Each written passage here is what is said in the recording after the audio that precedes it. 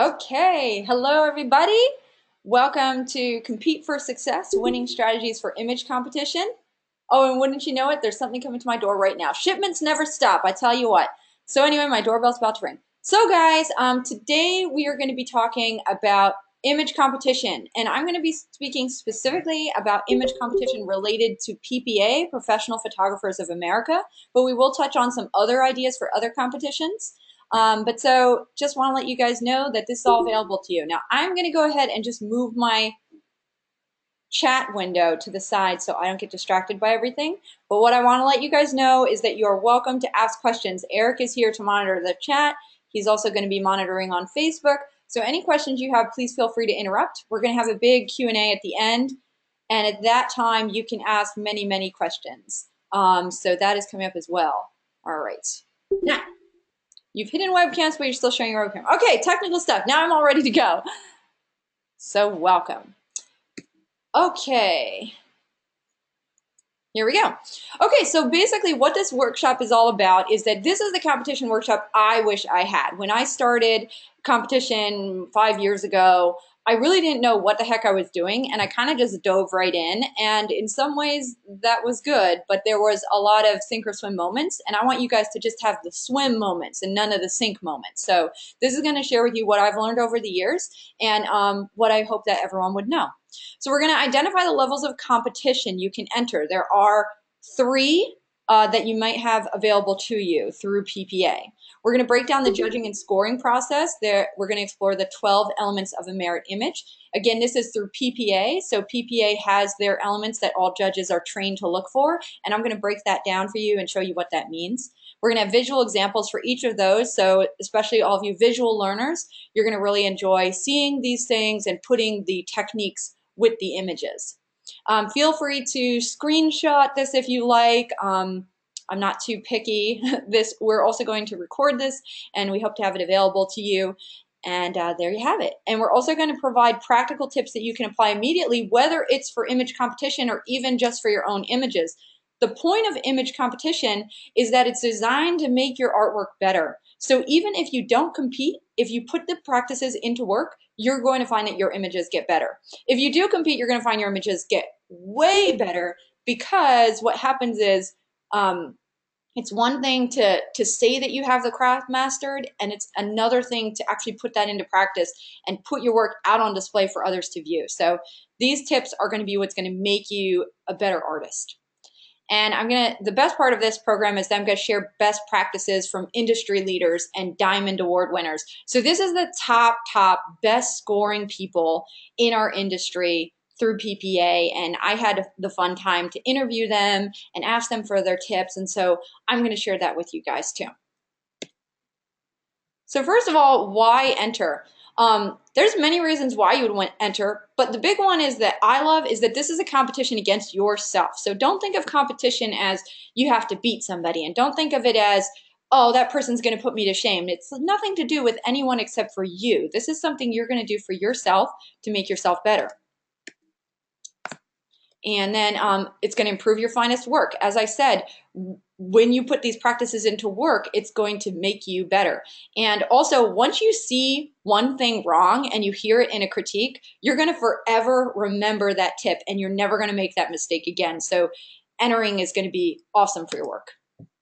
So I want to talk about this image. This is an image that I put together on my very first image competition. So yes, this is Megan DiPiero photography right here from 2011. The title of this was In the City That Never Sleeps, and I put it together for my local guild. And there's a lot wrong with this image, I'm not ashamed to say. I don't know, I hope you guys can see my little cursor here. So, okay, so one thing that I did was that this is a picture that to me was really beautiful. Why was it beautiful? Well, as a new person, I thought this was really nice, because here's this sleepy, beautiful girl who happens to be my daughter, right? Beautiful part. And then I've got this beautiful bokeh. I thought, oh, wow, bokeh, this is really spectacular. So here's some things that aren't great about this image. Right over here, this is my niece in the background, and you can see her nose is kind of like distorted. That's because I created that nose using Photoshop, and I didn't know too much about Photoshop, so I kind of like made it pretty badly. Originally, this image was cropped about here, so I had to add all that stuff on the left, and I didn't know how to do it. Other things are, this is Eric's hand right here, and I knew it had to be toned down, so I burned it, but while I was doing that, I kind of changed the colors of the image. So there's a lot wrong with this image. Pause 1 second. I just thought you maybe would like an audience. So I don't feel so lonely. Oh, thanks, Eric. Eric's over my shoulder now.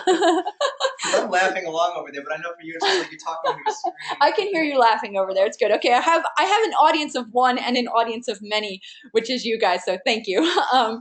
But so there is a ton wrong with this image for sure. But I thought it was good because I was new and I didn't know any better, and so I submitted it, and I got burned. They judged this image, as we'll see later. They judged it a 76, and not only that, but the competition judge said, and I think we're being nice here. So meaning that image really didn't even deserve the score it got, which to me was already kind of a defeating score. So that was a bummer. But do I regret competing? Do I regret putting in this subpar image? Absolutely not. Because during that critique, I learned so much. And I want to show you the difference between here's 2011 and here's 2015. So this is an image I put in last year. I mean, I hope you guys can see night and day difference between this and this. So what did I do here? I controlled the light pattern. I shot for competition, meaning I didn't just want to photograph my daughter on the streets of New York, as precious as she is. I wanted to create something. So I worked on this image and I created it for competition, and everything about it is deserving of a merit. This image got scored a merit, and in fact it won best in show in my local competition. So that all made me really proud. And what makes me really proud is that I can see the progression of how my images have gotten better over the years as a result of competition. So I want that to happen for you guys as well. Another reason why you might want to compete is that you can explore new directions for your photography. This is huge. So when I first started that photo of my daughter in 2011, I was a family portrait photographer. And let's look at this here. So in 2009 over here, this is a story for another day, but this is, I created, this was my first ever shoot that I was paid for. And I made a whopping $70 for this disc of images, which made me feel like I was rich. So then I changed my prices, of course, and that's a whole different workshop. But I want to show you guys that there were some good things going for this, right? I did have a light pattern on their face. I did have nice expression. I kept the background kind of minimalist. And so that was where I started at. But then in 2012, one of my friends in a photography group said, hey, let's all post our first and our best image. So I posted, this is my first and this is my best at the time in 2012. And my friend said to me, you can't post that, Megan, because that's like picking apples and oranges here. You can't compare that to that. And I said, well, here's the thing. My best image looks like this, because to me, this is a vision of how I wanted my brand to go. And what happened was in 2012, I was shooting more and more images for me personally that were things like this. And they were controlled light, beautiful women, posing women. You can't really see this, but I actually rented a mannequin and I created these mannequin seams on this girl because this was a concept I had in my mind and I wanted to explore that. So I was really exploring control, pose, light, working with women, working with makeup artists, hairstylists, all this stuff.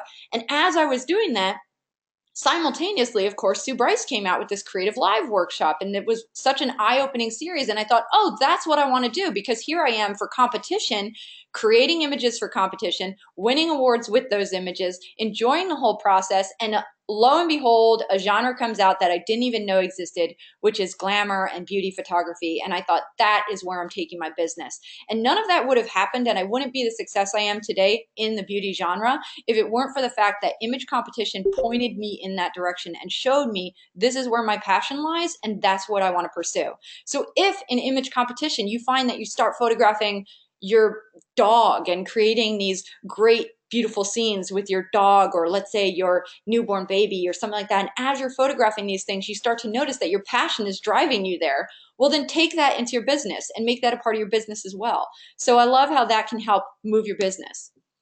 Another really great reason to compete is that you get to engage with passionate, supportive competition community. There is a community in PPA that really believes in competition and they see the value in it. People like me willing to share this stuff, willing to support you. So I love that. And it's super great to feel like you're connected to people in that way.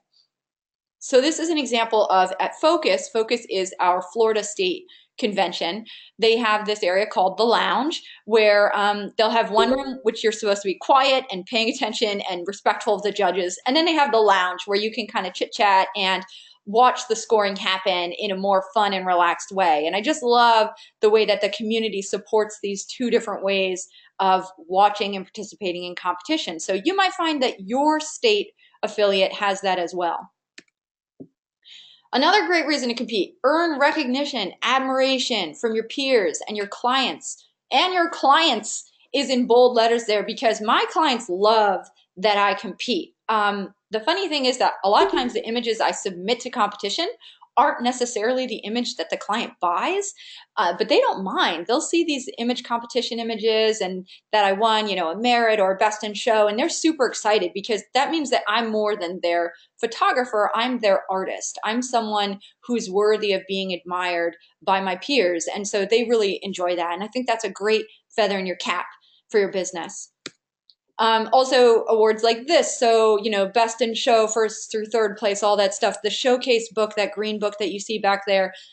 There's two books that PPA creates for their wonderful images. One is Showcase, and that was the one that I got into. That image on the left here is my portrait. And another is Loan Collection. And Loan Collection, whoo, doggy, that is a good one. That's the one that I want to get into. That's the one everyone tries to get into. That is the absolute cream of the crop. And you have arrived as a photographer when you have an image in the loan book.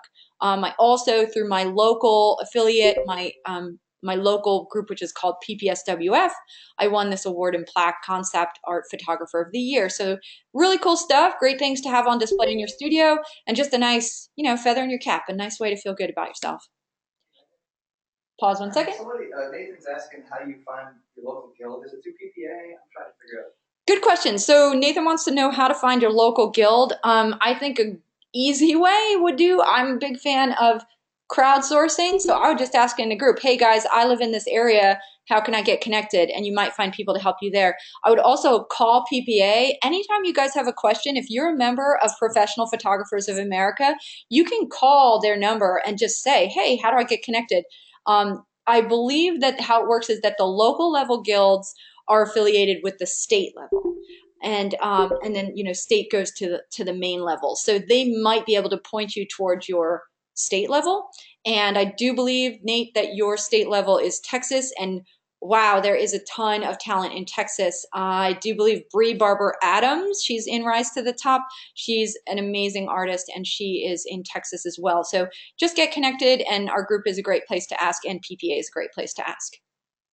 So another benefit is getting published. I got published in the Showcase book. That's amazing. Loan Collection, or amazing for me, I should say. Loan Collection is really the one you want to be in. That's the cream of the crop.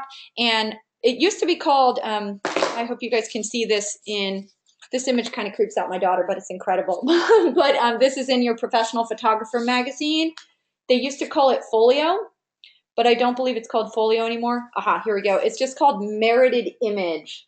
So the cool thing is, if you're a member of PPA and you get this magazine, they're going to have these portraits. Here's another one.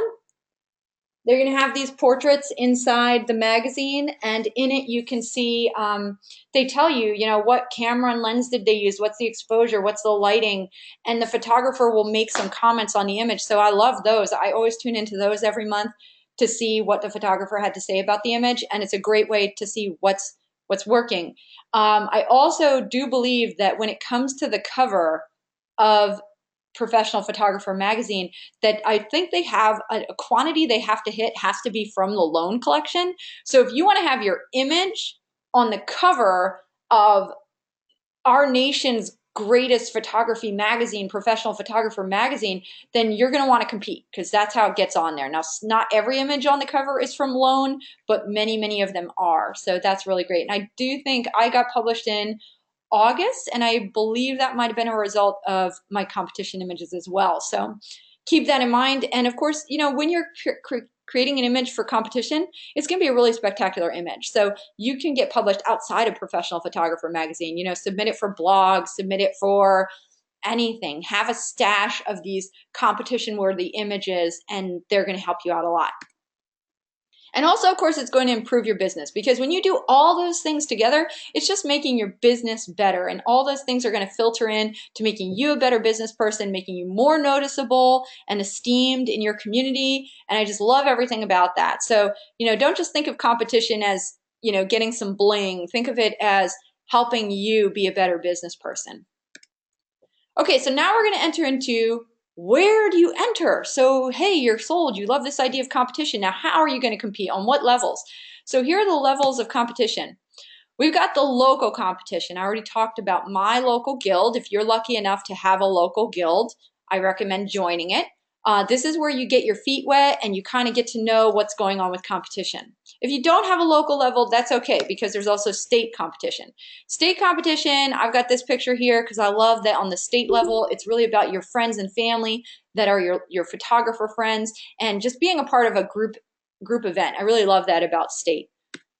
District competition is serious, right? This is like getting into the big leagues here. You're really going deep now, and this is where your images are going to be judged a little bit harsher, and that's a good thing, because this is where we're going to separate out the good from the great and find out what's best. And IPC, this is your deep dive. This is like, hey, I'm at international photographic competition. I have only my best images in. I'm ready to rock and roll, and I have a thick enough skin that I can hear the critique, and I'm going to only improve from this. So that's the ultimate. Now let's break these down a little bit. So on the local level, my guild, personally, we have 3 competitions, February, June, and October. Many other guilds have 2, some have 4. So what I love about that is that's kind of a testing grounds where you can put your images in. My guild as well, we emphasized critique. So at the end of the year last year, we started to have that people could enter fewer images, so there was more time for critique. And I love critique. It can be painful, it can sting, but it's really helpful. You want to have a thick skin when you go in for critique, and do request it, because if you request critique, it's only going to help you make you better, and you're going to learn from it. So, you know, be ready. Don't go in there defensive. Go in there hoping to learn, and that's the best advice I can give for that. On the state level, okay, so this is where the judging becomes a little bit more challenging. So sometimes judges will be a little soft in the local level, but they're not going to be soft here. So in my state level, we have Focus. That's coming up in September in Orlando. You want to find out what your state has when they have their competition. As I said, also in Florida, we have the quiet controlled environment, and we have the lounge for watching critiques. Things to know is that the state is going to have their competition coming up after IPC, and we'll talk about that next. But if you want to compete on the state level, you can do so. Now, someone can correct me on this, but I do believe that the state and IPC are separate from each other. So what that means is that you can enter images on the state and on national, and they can be different images or they can be the same images. So in my state level, we get a state degree, and we also get a PPA degree, and you can have both of those going on simultaneously. So also, like I said, merit towards state degree. So why you might want to get a state degree, it might be really nice to say, I have been deemed by my professionals to be a master of photography on the Florida level. I mean, that could be really impressive to your clients. And the degrees we can talk about on a separate day. They're a little different, but just know that getting these merits are going to help you towards that. District. So district is when many states join together. So my district is called SEPA, which stands for Southeast. I think there's maybe 4 districts throughout the US. So you'll want to find out what your district is. This is your last chance to get images judged before IPC. So that can be super helpful. Now, Southeast is usually in the spring. I don't know the exact date, but they just had their past one in May. So I cannot compete in Southeast until next year. You get to watch the judging also. And then the entries close. I don't have the exact dates on that, but again, it's a little further out. And your district might be different. So your district might be right around the corner. You want to find that out. There's 2 categories to enter, and this is the same for IPC and district. There's a photographic open, and that is where it's going to judge your photography skills. So you cannot enter something into photographic open unless you created that image. Compare that with artist competition, and this is when it's judging post-processing skills. So sometimes in the artist competition, you're going to see things like where someone took an image that was, let's say, a vintage image, and they uh, created that archival effect where they repaired it. So that could be something that shows post-processing skills. Also, in artist competition, you could take a medley of images and combine them together. So that can be showing your post-processing skills as it applies to photography. And sometimes in artist competition, they even create things out of whole cloth. So there might not have even been a photographic reference point. They might have just created something wholly through Photoshop. So you want to understand those two distinctions. Photographic open, I took the picture. Now, it's not saying you can't manipulate that picture. You could apply all those post-processing things I just mentioned to your own image, and you may want to submit that into photographic open. So just that distinction there. Photographic open, created yourself. Artist competition, showcasing post-processing skills. We're also going to talk about the seal of approval. So when you get a score of 80 and above, that's what's called a merit on the district level. And when that happens, you get a seal of approval. So let's break down seal of approval right here. Seal of approval means your image has merited. Now you have to enter that image into IPC. So you can't just like expect them to do it for you. You still have to enter it. But what they do is they seal that image and they can bring it immediately to IPC. Again, you would submit it, but it would be sealed for IPC. And at that time, your image is automatically accepted into general collection. So we have two things we want to accomplish when you get to IPC. Number one, you want to say, my image is really good. It deserves a merit. That's going to be an 80 and above. And as soon as it receives a merit, it's called general collection. The second thing you want to do is you want to get into loan collection. So then they take that pool of general collection images and they say, now we're going to find the best ones here, and those ones are going to be called loan. Now I want to pause on seal of approval and tell you guys a couple things about this too. So sometimes when it comes to the district level, let's say you hear a critique. You have your image in there, the judges give it a critique, and they say, you know, if only the artist had done this. And there seems to be general consensus from the judges that there was something you missed in the creation or the processing of that image. You can choose to break the seal. So what that means is you take that image out of the seal of approval, you go back, let's say, into your digital darkroom, you rework that image. Or let's say even you love the concept, but you didn't just quite hit it. You could even go and recreate that image. As soon as you break the seal on that image, it is no longer automatically accepted into general. So you could be jeopardizing your chances to get a merit. And that has actually happened where people had an image, it got a merit on the district level, they broke the seal to fix something, and then when it went to nationals, it didn't merit. So that has been known to happen. So, you know, buyer beware. That's something you might want to do at your own risk. Sometimes, though, people will break the seal, go and fix the image, and it scores even higher. So it's something you have to determine for yourself. But generally, the safer course is to just let it ride and enter it into IPC and know that, boom, your image is already automatically going into general collection. So bravo. Okay, now we're going to talk about IPC. So this is the International Photographic Competition. Yes, it is international, so anyone can compete. You don't have to be from the US. This is a really cool thing that they have now judging live online, and they also do this cool thing. They started doing it 2 years ago, where they'll text you, "Oh, your image is now entering judging for general. Your image is now entering judging for loan." So it's really exciting. You get these texts through the day, and a lot of my friends would be online, and they'd be like, "Oh my gosh, Megan, your image is up," and they would kind of be watching it. So if you can block that time off on your calendar, it's really fun to follow along. And I do believe they're only doing that online. I think there was some discussion on, will they have live judging that people can watch, or will they only have it like closed judging? So I'm not 100% sure on the answer for that, but do know that you can watch it in some way. The entries are closing. Really important date. Put this on your calendar. June 22nd is when you would enter your images till. Now you can enter them later. You can put in a late entry up until July 7th, and you want to check the rules, make sure you know the time on that. It might be midnight, it might be 8 p.m. I'm not sure, but check the rules. You do have to pay an extra fee if you do those late entries. And this is the whole reason why we're having this webinar now, because I want everyone on this call to be in that image competition, because I know how much it's benefited my business, and I know it's going to benefit your business too. So again, there's two categories you can enter: photographic open and artist competition. There's 2 rounds of judging. First round, are your images merit worthy? Do they score an 80 and above?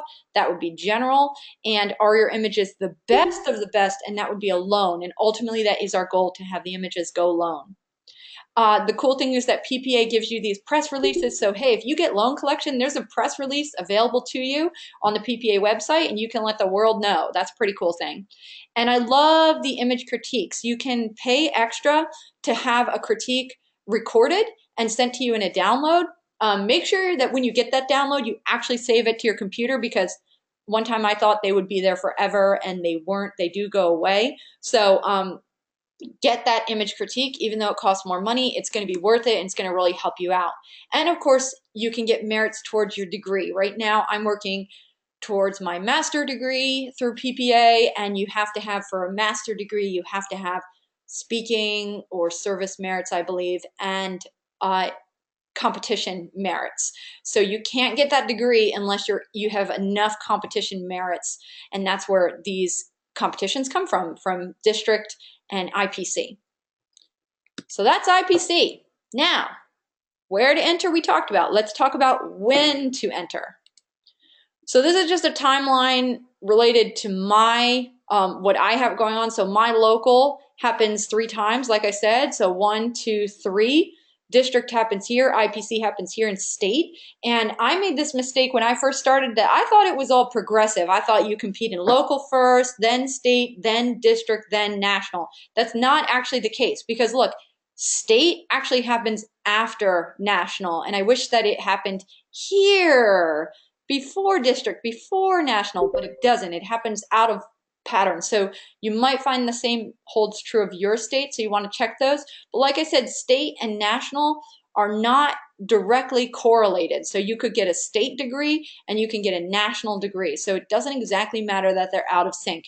But I just want to make that clear to you guys in case you're wondering. Now, one thing that is really helpful, again, on the local level, I like that I have 1, 2, 3 chances to submit images. My local level, we have that you can submit 4 images. So if I submit 4 images here, 4 images here, and 4 images here, what I'm going to find is, as I listen to the critiques and learn from them and execute the suggestions of the judges, I'm going to have 12 opportunities to make some great images, so that when IPC comes up, and at IPC you can enter 4 images in the photographic, and I do believe 4 images in the artist category. Now I can take those original 12 that I started with, and I can find the best of the best, refine them, and now have an even greater shot at IPC. So use those local competitions to make your work stronger and prepared for IPC. Scoring. This is what scoring looks like.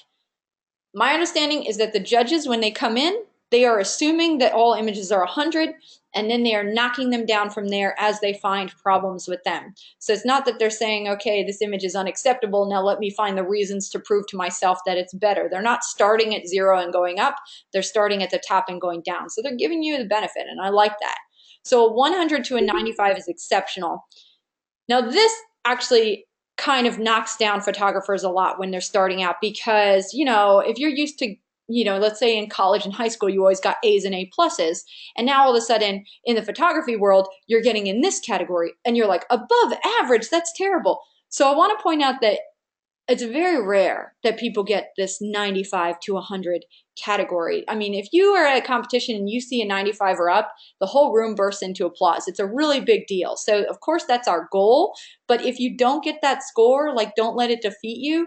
There's so much skill on display and so much to learn that you should be happy, you know, just learning and moving up year to year. So exceptional is the top, 94 to 90 is superior, 89 to 85 is excellent.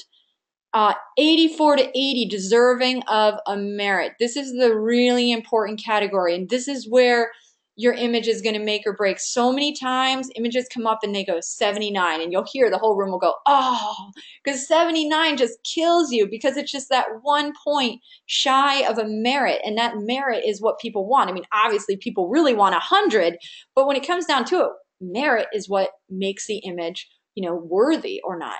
So in our guild, we do like a thumbs up, thumbs down, meaning that at the end of the competition, any images that got a 79, the judges will go through again and they'll say, do we want to keep it at a 79, thumbs down, or do we want to let that image ride and bump it up to the merit?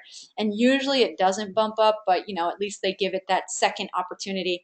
So merit, that's where we want to be, at that 80. 79 to 75, hey, that's still above average, so great. That means you are above average as photographers go. So that is not a bad score. It is just not a score that's high enough for merit.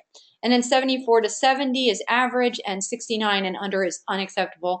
So yeah, I hope you guys aren't getting 69 and unders, but if you are, don't cry too many tears. That's okay. This is a learning process. So you are going to see that year 1 to year 2 to year 3 to year 4, your skills should be going up as you go. And you will see your quality grow too. So it's all part of the process. Don't let it defeat you.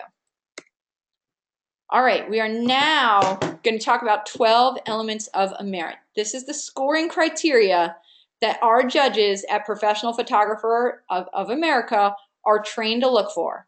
Here they are. And I'm going to break each of these down separately, but they are in this order: impact, technical excellence, creativity, style, composition, presentation, color balance, center of interest, lighting, subject matter, technique, and storytelling. Okay, if you screenshotted that, great. We're going to go through one by one and show with some visual examples. So, number 1, impact. This is the biggest thing. This is what will make your image soar. So you guys, you've got to have impact on an image. If you do nothing else, let your image have impact. What does impact mean? It's the sense one gets upon viewing an image for the first time. Compelling images evoke laughter, sadness, anger, pride, wonder, or another intense emotion. So think about those intense emotions when you're thinking about what images should you submit. There can be impact in any of these 12 elements. So, for example, presentation was one of them. Your presentation might have an impact, and that's great. But impact is kind of the overall impact. So let's look at some images here. And by the way, the images we're about to look at, these are from the Loan Collection, and I believe they're from the Loan Collection, perhaps 2013, maybe 2014. If you go to the PPA website, they have a place where you can see past loan collections digitally provided by Marathon Press. You can also purchase a loan collection book through Marathon Press. So that's really nice that they partner to create that. So that's a great little thing you can do for research and homework, is to say, hey, what is winning and why? Because you want to know the game you're playing. So these images are all from Loan Collection that I'm sharing now, and let's dig in. So let's see what impact means. Gripped. This image is called Gripped. I mean, does that image have impact? Yes, I can't stop looking at it. That is impact right there. Like, all I can say is impact. I mean, that creates an emotion, a feeling inside you, and everything about how that image was created, lit, presented is more and more impact. More smiles per gallon. I love this because when you think of impact and you think of emotion, I want you to know it doesn't have to be a person, right? This is a car that gives me an emotion. Like, I feel happy looking at this car. So that's a pretty cool thing, that your impact can be creative even through inanimate objects. Impact, the music box. So what I love about this, and why I'm presenting this in the impact category, is that this is a really cool architectural study. I love the light, I love the lines, I love everything about it, but there wouldn't be the impact of this image if it weren't for the fact that this has the title, the music box, and also that little dancer spinning around in the center. That dancer is what gives this image impact. So think of this, think of how elements work together and how you can create a story. Comfort me. Again, inanimate objects, but look at the emotion this evokes. I mean, I can feel a relationship between these flowers, and they're flowers. So that is a really beautiful creation from that artist. Locks of love. Impact, you see a lot of impact created through children. A lot of images do quite well when you see children or older people, and it's because we want to connect with those people. This is a really intriguing girl. She gives a lot of impact to the image because of her eye and the way that her face is framed and all that. This one is called Brock's Battle, and this was published in Professional Photographer magazine. And when I got that magazine, I was just crying because you feel this story. You can understand and sympathize with this person, and it's just beautiful. So, obvious impact here. Technical excellence. This is the second element. Technical excellence is the print quality of the image itself as it is presented for viewing. Retouching, manipulation, sharpness, exposure, printing, mounting, and correct color are some items that speak to the qualities of the physical print. And I'm saying physical print here, and it's written as physical print, but a lot of submissions now are digital. Just wanted to point that out. But you still are looking for, print quality even when you're thinking about a digital image.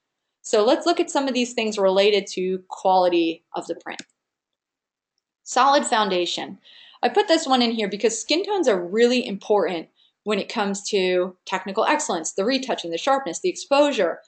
So technical excellence right here is shown in the skin tones, in the skin texture.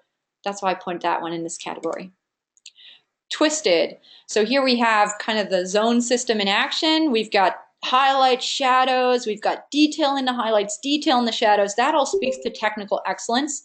And when you think of print quality, this is where that comes in, because if you printed this image too dark or printed it too light or even presented it too dark or too light, you're going to lose the details. So technical excellence is on display right here.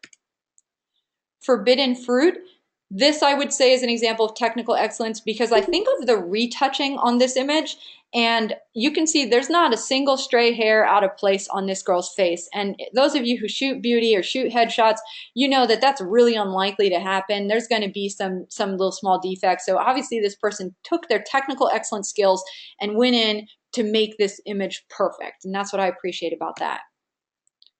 Creativity. Number 3, the original, fresh, and external expression of the imagination of the maker by using the medium to convey an idea, message, or thought. So, hey, this is where our artist skills kick in, right? We're going to be creatives. We're going to make our images creative. So let's look at how. She Does.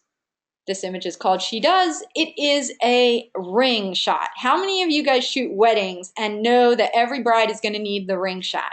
How many of you have seen a ring shot done in this way? This is really creative. I love it. I mean, you wouldn't think of doing a ring shot on black so low key. It's just a really interesting way to do it, and that speaks to a ton of creativity.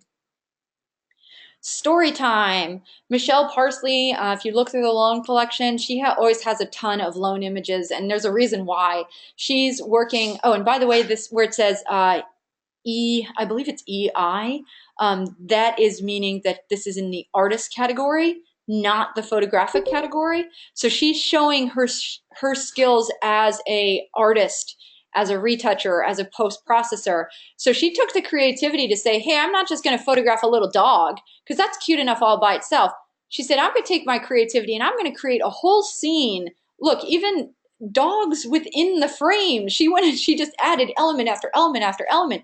And that's so creative. So I love that she brought her creativity into Photoshop and made this all happen. Falling into a dream. We kind of get drilled into our heads when we're learning that you shouldn't do this bullseye target shot. We're always trying to look for rule of thirds and more interesting compositions. What I love about this is how creative is it to do a bullseye shot? A circle within a square frame with boom, your subject is right in the middle. And I just think that's such a creative way. I don't know if this is for a senior or a bride, but what a creative way and what a creative scene, and who even knows what is going on with this bokeh here. Everything about this is just a totally fresh take on what might be otherwise a beautiful but uninteresting shot. So this is the way to really ramp that up. Parisian artist. Check out what this started with. This is like your point and shoot camera could have taken that on the streets. And this artist had it in them that I'm going to make this, I'm going to use my creativity and make something incredible. And they just added layers and they really made this something spectacular, going from here to here. That is some wow creativity right there. You're out of here. Boom. Creativity again, in the artist category, using the elements that he shot. I mean, I don't even know, what is this, like 30 different images shot to create this? That's some creativity. And I will let you guys know too that in PPA, we see a lot of these artist category shots where people are creating something from essentially nothing or from something simple. And so, use your post-processing skills and make something wow like this. A new chapter. The creativity on display here is that this is a wide angle shot with a ton of distortion, and that is an unusual and remarkable way to photograph a bride, and you wouldn't expect it. So that's a very creative way to use your arsenal of lenses to make something more interesting. Enchanted, again, is this a bridal gown? I think it may be. And who would think to shoot a bride like this? This is remarkable. Even if it isn't a bride, I mean, wow, having the vision to say, I want that chandelier there.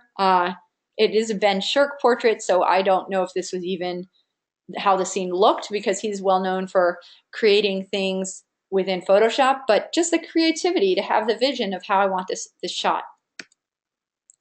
Style is the fourth element. Style is defined in a number of ways as it applies to a creative image. It might be defined by a specific genre of photography, or simply be recognizable of the characteristic of how a specific artist applies light to a subject.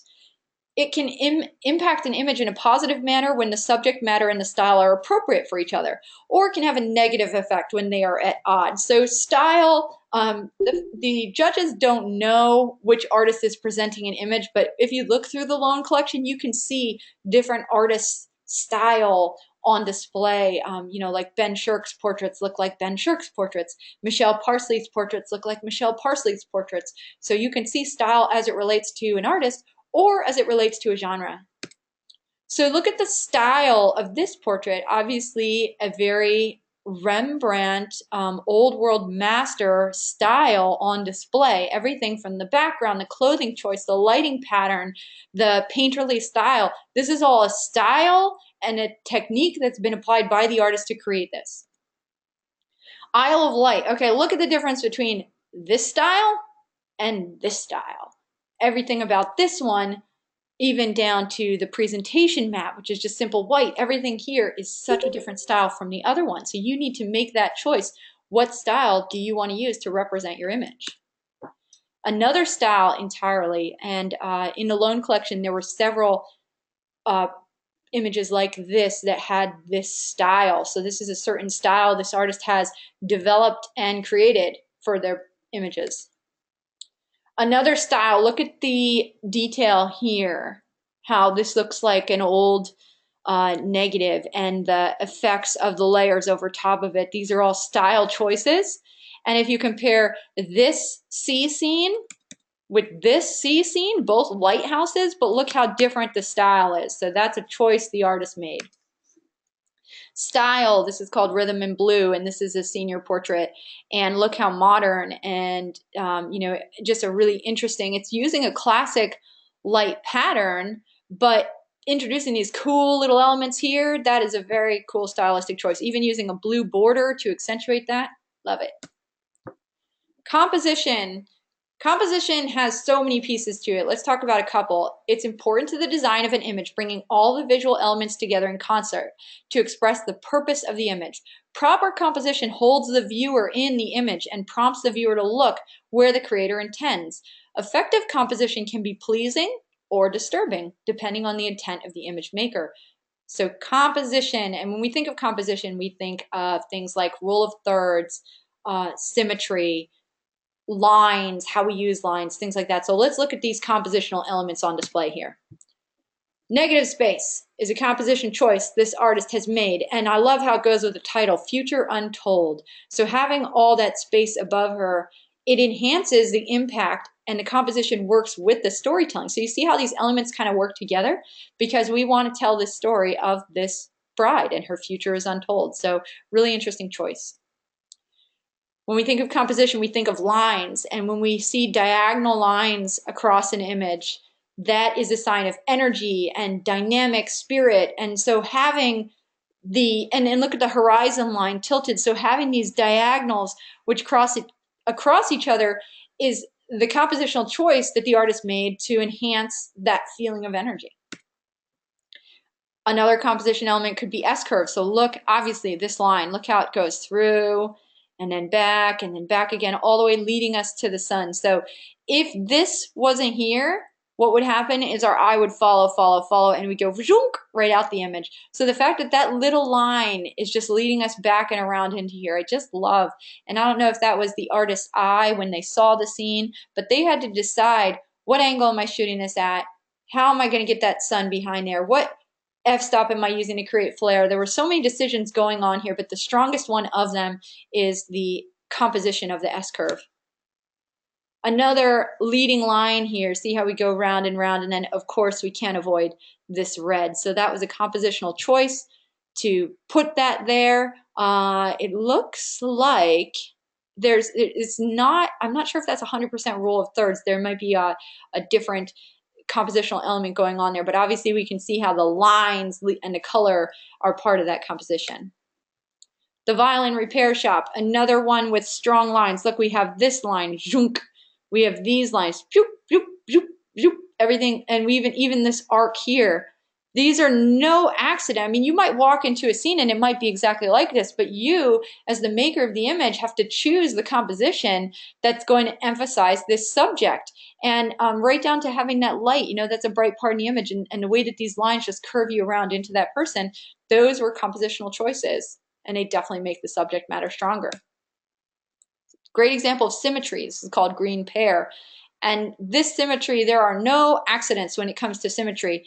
See how the line of the pane almost exactly intersects with her eyes, and how she is just perfectly positioned between those frames, and how her hands are exactly symmetrical, and even her dress has symmetry and line, and every bit of that has that feeling of stability. And it's very intriguing to see a subject like that shown with such strong symmetry. Another leading line, we love curves, we love rule of thirds. Look how we pull right in. I mean, you just can't escape those people. Every line just whips you right around into them, and it's called circle of love, so emphasizing the composition.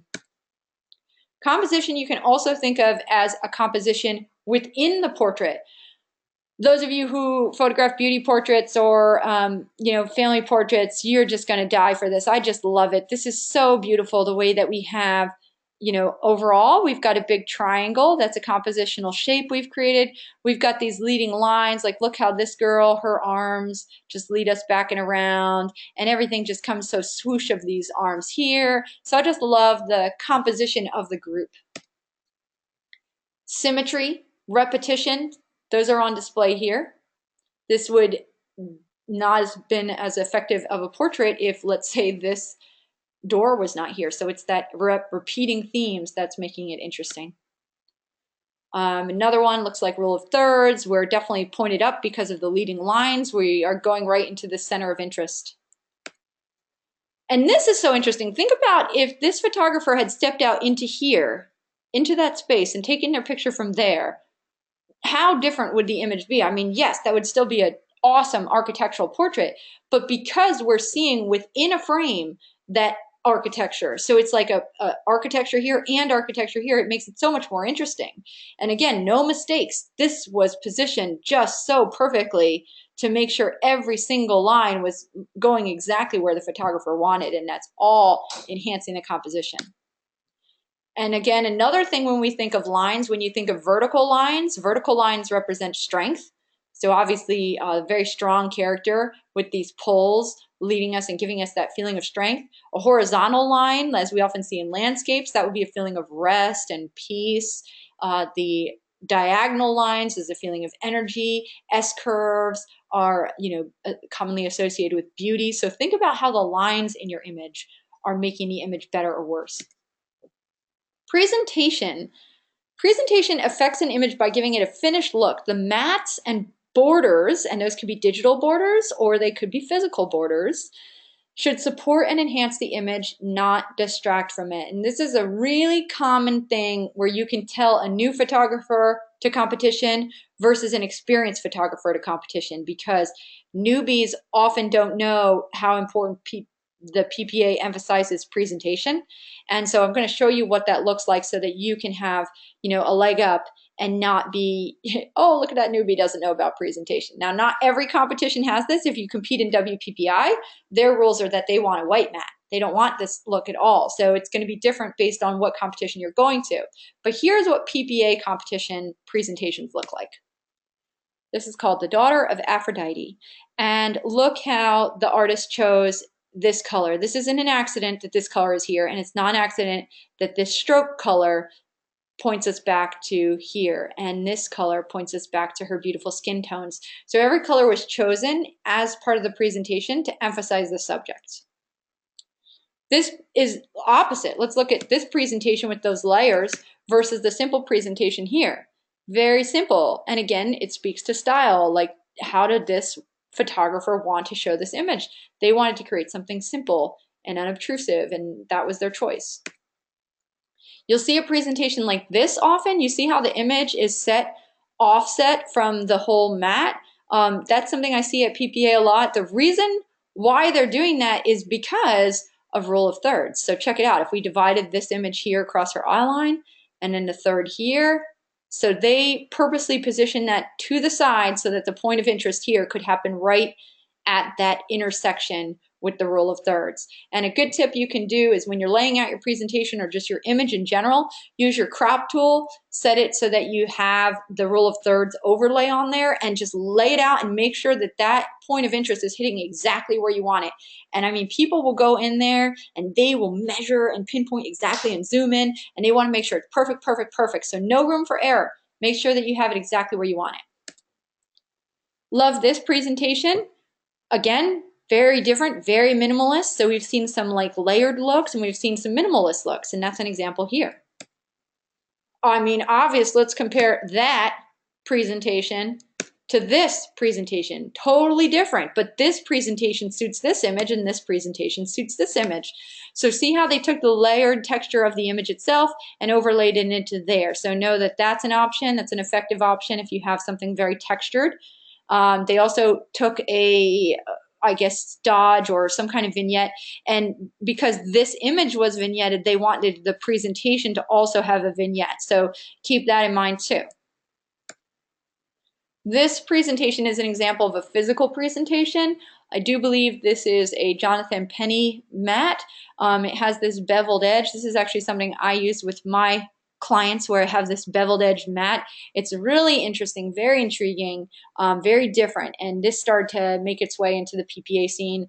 And so you might see mats like this, where it's kind of a physical mat that emphasizes. So here too, I mean, similar styles of image, right? Black and white landscape shot, black and white landscape shot, but very different presentations. So it's the artist's choice to decide what they want to do. And here this looks like a digital mat. And the other one is obviously a physical mat. This is also a physical mat, and I could be wrong, but again, it looks like Jonathan Penny style, where you have this deckled edge mat here, deckled edge print rather, and then the beveled edge mat. And even the mat itself, being a physical mat and having a cool texture like this is really interesting, but look how it emphasizes the skin of this man. So nothing was left as a guess. This was obviously designed to emphasize that. And those are the kind of extra touches that are going to make your image soar when you go to image competition. This one's really interesting because this isn't the typical presentation we would see at all. This is like a really strong panorama image, and you have the image itself doesn't have the typical presentation. You've got this box where the girl is standing on the outside of it, so they're even using like a frame within a frame. And if you look at the title, Introduce My Friends, if that girl was not outside of that box, I don't think this image would be as strong. It's really obvious that this is her saying, ta-da, here's my friends. So really cool choice. I love this little border here. This is an old film style, and it just works so cool. I just love how that thoughtful touch emphasized the image. Color balance. Color balance supplies harmony to an image. An image in which the tones work together, effectively supporting the image, can enhance its emotional appeal. So using color for emotion. Color balance is not always harmonious and can be used to evoke diverse feelings. So just how you're using your color. Is it color harmony? Is it purposely not color harmony? What are we working with? This is called precious morsels, and we can see the feeling that these blue tones create. This is all emotion as shown through color. Versus this, sunny, happy, it's called autumn's glow, and all those yellows make you feel warm and happy and bright. Anyone who took the lovely CPP exam with me should know that red is the opposite of cyan, and so here's the ocean in its blue-green tones, and it's no accident that the red is the exact color wheel opposite from that. So we see red, we see red, we see red, we see red, we see red, and that leads us through this image and gives us an emotional feel. Because if that red wasn't there, I mean, yeah, we'd see the stormy seas and we'd see the this turbulence in the water and that, but that red just really jumps out, and so that kind of emphasizes this feeling of, is this stormy? Is it safe? What are we having here? And it allows the viewer to make that decision. Another Ben Shirk, this is called How to Catch a Wolf, and essentially this is a monochromatic image except for the fact of the red in there, and it's a very subdued red, but if she wasn't in red, if you just put your hand over her in the image, you can see how the image just kind of, it doesn't have a ton of contrast. You pop that red in there, and now boom, there's a whole story going on here that wasn't told without that color red. Nature's palette, I love all these pastels. This just has, again, those horizontal lines giving us that feeling of peace, and even just like the way that this feels like it's swirling about, and the colors just emphasizing the softness, even the presentation, the soft blue, love that. So compare the feeling of softness you have here with, ready? Here comes another image. Boom, it's like color, it's primaries, it's energy, it's, we've got diagonals, we've got energy, we've got sweat, we've got reds, we've got blues. So, I mean, look at the difference in feeling between this, where I'm like, oh, very nice, and then this, I'm like, yeah, let's rock. So totally different because of the color.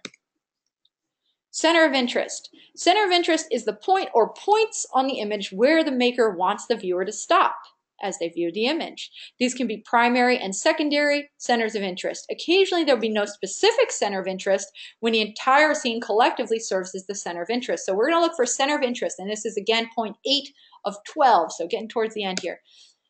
So center of interest is obvious. Now look at this. This is a low-key image. Everything is very dark, but then we have this pop coming from the lightness. So you can use light against dark as a center of interest. And here you can use dark against light. So your eye will go to the point of contrast. And if we're talking about color and tonality, then light in a dark scene or dark in a light scene is where your eye will go. I love this because we have that still the little white bottom there. That's the brightest part of an image. Maybe the ocean might be second, but that's drawing us in. And of course the S-curves, see how that is drawing us over. And I love how once we get to her feet, you see the shadow, but then this little triangle kind of brings you back around again. So I really enjoy that. And we got color going for us, drawing us over to the ocean. So we just kind of take this journey with the girl. And I love that the center of interest is shown so nicely there. Obvious center of interest, framing the figure within there. And note too, this symbol here means that this is an image that was submitted to show the photographer's retouching skills. This is the artist category where they're showing their skills in Photoshop. So did they have to go to this level with, if this image is just showing how they use Photoshop, then why are we caring about things like center of interest? Why are we caring about color harmony? Why are we caring about lighting? Posing, all those things you can see on display here, and the photographer wasn't even asking you to look at their photography skills, they were asking you to look at their art skills. So don't think you can fudge it and just say, oh, okay, it's an art skill, so I don't have to think of the traditional elements. You do. You have to think of everything all at once. Icy heart of summer, boom, we're drawn to that center of interest because that color is so different and dynamic compared with the others. Love this as a center of interest. I love the pieces that are more modern, and sometimes people say that PPA is a little fuddy-duddy, but this looks to me like I could see it in Vogue magazine if I wanted to. So why is this center of interest? We have this eye going to him. We have her eye going to him. We've got these strong verticals, and he's a strong vertical. We also have this contrasting pattern. He's the only one wearing pattern in the scene. And so it's really intriguing, but you go boom, boom, right into his face. And I love how they use the leading lines for that. Lighting. Lighting, the use and control of light, refer to how dimension, shape, and roundness are defined in an image. Whether the light applied to an image is man-made or natural, proper use of it should enhance an image. And guys, this is where I have to tell you, it makes me a little sad to say, I love flat light, I love beauty light, it's my favorite thing for my clients, but this is not what PPA is looking for. They're looking for depth, dimension, shape, and roundness, so you have to control your light. I don't submit my images that my clients buy necessarily because I know that if it's a great image but it's flat lit, that's not going to do well at competition. So I shoot for competition. So here's an example of a beautiful light. Now this could be an image that you would show to your client because it's just gorgeous. But of course you can see that the light is creating depth and dimension, not only on the people, but on their clothing and the columns and everything else. This is an interesting light pattern. It's split light. So you should be familiar with the light pattern, split light, Rembrandt, loop light, and butterfly light and flat light. So, so all those lightings are accessible to use, but this photographer chose split light for a reason. And I think it's because here it's called integrity, but to me, there's a lot of intrigue in this character. And I think that if it wasn't split light, it would be a different kind of emotion. Love that beautiful rim light just hitting him, hitting his hands, really excellently used. I love this because it's called Butterfly Kisses, and she's holding a butterfly, and she's got butterfly lighting as evidenced by that light just under her nose. So I think that's really cute, and I hope that amused the judges like it amused me. But a beautiful image by Susie Fulton, and it's butterfly light. I love this one because this to me is more modern, more cinematic, where you have this light and then this kicker light. This is something you see in cinema a lot, just kind of that rim light there. And I think of it as modern and cinematic, but this is actually an old world style. This is essentially like a hair light or an accent light, just employed in a different way. So a really cool way of lighting and obviously done with intention.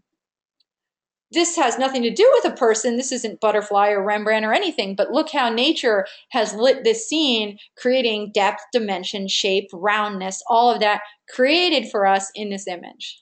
And not an accident. That photographer probably had to wake up at, who knows, 5 a.m. to get that shot. So looking for light always. Looking for light. I mean, this is a great storytelling piece. It's called Prince Charming Considers His Options. Super adorable and a really great story. And what I love is that as great as this story is, what's really beautiful about it is how they chose the light to emphasize their main character. Timeless beauty, not just the light on her face, but look at how the light comes through the scene, how the light comes through the window, how the light defines the texture in her dress and her gloves. Beautiful use of light. Subject matter, number 10, subject matter should always be appropriate to the story being told in an image. So here we're going to think about how is the subject matter being treated within the story. So subject matter here, this is called Deeply Connected by Julie Kelleher, beautiful portrait, and it is showing two little girls, just happy little babies, and the way that they treated the subject matter is really interesting. She not only created this soft, pretty scene with the presentation, but she used her composition to emphasize the subject matter. She placed them in this lower quadrant, which emphasizes smallness. She created a lot of negative space around them. That's something that's interesting too. A lot of critiques I hear on newborn portraits are that photographers, they get in very close to show the baby, and a lot of times the judges actually want to see space around the baby because seeing the space is going to emphasize the smallness. And if you have a subject that fills the frame, if you think back to that very first image we saw called Gripped, where it was just that man's face and his hands, that was filling the frames. That gives more intensity. But if that person was very small in the frame, it would create subtlety and smallness. Say cheese. Super cute title. So look how they treated the subject matter. Again, negative space, emphasizing his smallness, but they used him symmetrically and grounded in the base of the image to give him some power. And they also shot down on him. Look how they're slightly above, like a parent would look to a child at that height, that angle. So I think those are all really interesting choices to emphasize this little character, this little boy.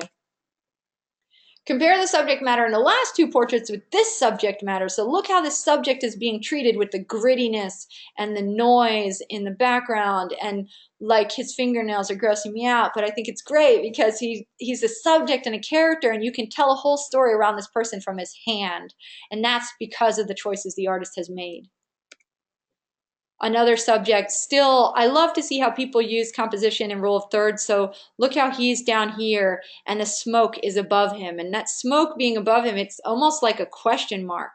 It's like, you know, it makes me wonder about his future and who he is. And that was all chosen for this subject. And look how his hair is being emphasized, and the smoke, of course, by that backlight. That's a really cool way to treat this subject.